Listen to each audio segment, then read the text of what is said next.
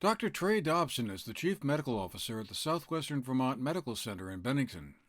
For a recent news segment on face masks and mandates, our conversation broadened into a longer discussion about how to stay safe during the holidays and how things look to him on the COVID front locally.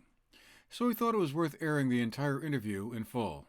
Here it is. Why are face masks important? Are they effective? And they actually do we know is the data there that they actually do help to minimize the spread of COVID? Absolutely. I mean, it is a great question. I thought we had answered it a long time ago, but clearly it still causes a lot of confusion. This is a respiratory spread virus. It is spread through droplets that when you speak or when you breathe out, it hangs onto the droplets and then affects another person. And that's very clearly demonstrated. It's also very clearly demonstrated that indoors it can be highly infectious, depending on the proximity one is to another individual who is infectious, and also the time that they spend together. Outdoors, at a short distance away, it was very rare that the virus would spread. So we can drop our masks if we are in good distance away outdoors, just not crowded, bumping into one another. And we should. I think that's very important so that we have time away from our masks. But when we're indoors, whether you're vaccinated or not, the virus spreads, fairly easily without masks on, and wearing masks is not 100% preventative, but along with vaccination and wearing masks indoors, the chances of transmission are much reduced. Are there some kinds of masks that are better than others or more effective than others, or are they all equally roughly the same? Yeah, there probably are some differences. Unfortunately, trying to replicate those through experiment is very difficult. We do know that wearing a comfortable mask that actually makes an enclosure around your mouth, in other words, it doesn't have big gaping edges to it and covers your nose as well, is the best way to prevent yourself and the chances that you would either breathe out the virus or breathe in the virus. And when I say that, it's important people understand if the mask is not comfortable and you're constantly taking it off or you're sweating, so you're pulling it down to breathe, then that mask is not doing what it's supposed to do. At the same time, if you wear something that's really thin and doesn't cover your face well, then it's also not doing what it's supposed to do.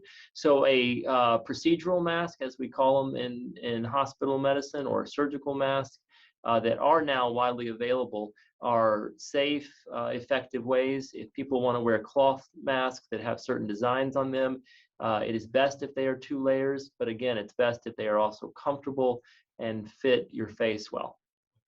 And it seems like we've been seeing a real gigantic upsurge of cases in Bennington County and Southern Vermont in general. And I guess I just wondered if you could give us some insight as to is that actually the case? Are the numbers there to show that we are one of the hot spots around the state, and therefore it would be incumbent on folks to be extra careful? Or is this a product of, I don't know, more testing perhaps, and you're picking up more Sure, cases? it's a great question. I'll go into a little bit of detail here because I think it is important that the community understands what's going on. So first off, we are seeing a lot of Delta virus. In fact, we're seeing all Delta virus, and Delta is about 2 times more transmissible than the original strain of the SARS-CoV-2 virus. And we aren't as used to that in Vermont. In other states in the country and other locations, it spread rapidly and it spread and it peaked, and it just didn't really come around here until more recently when school started. That's when we started seeing the increase. And it's not because kids were spreading it in schools, it's because kids were spreading it out of schools. They were in contact with each other a lot more. Winter months came about and the prevalence became higher and higher. So Delta is very contagious, and that's part of the reason. The second is we haven't been doing mitigation measures. We haven't been wearing masks. We haven't been avoiding large gatherings as much as we were earlier. So now the virus really has a method of transmitting.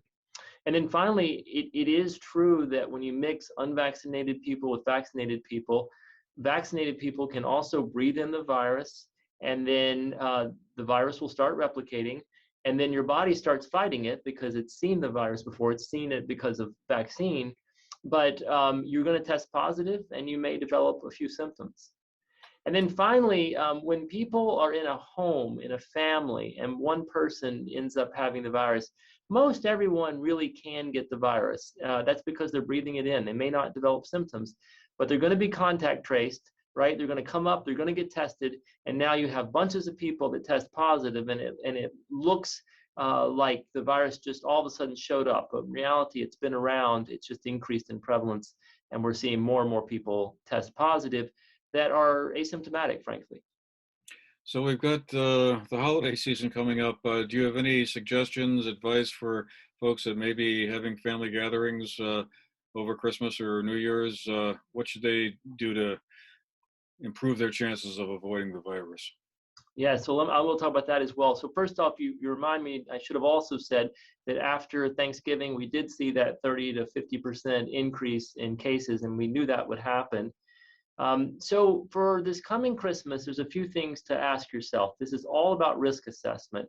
And if you have an immunocompromised person at home, that can be someone who's just elderly or has a disease that makes them at risk for developing severe symptoms from COVID-19. You do want to avoid holiday gatherings this year. If you don't have those individuals at home and you are vaccinated, it is important that you visit and see your relatives and see individuals. Just make sure that when you're doing so with people that are all vaccinated and boosted. Those are important. Those really decrease the chance of transmission.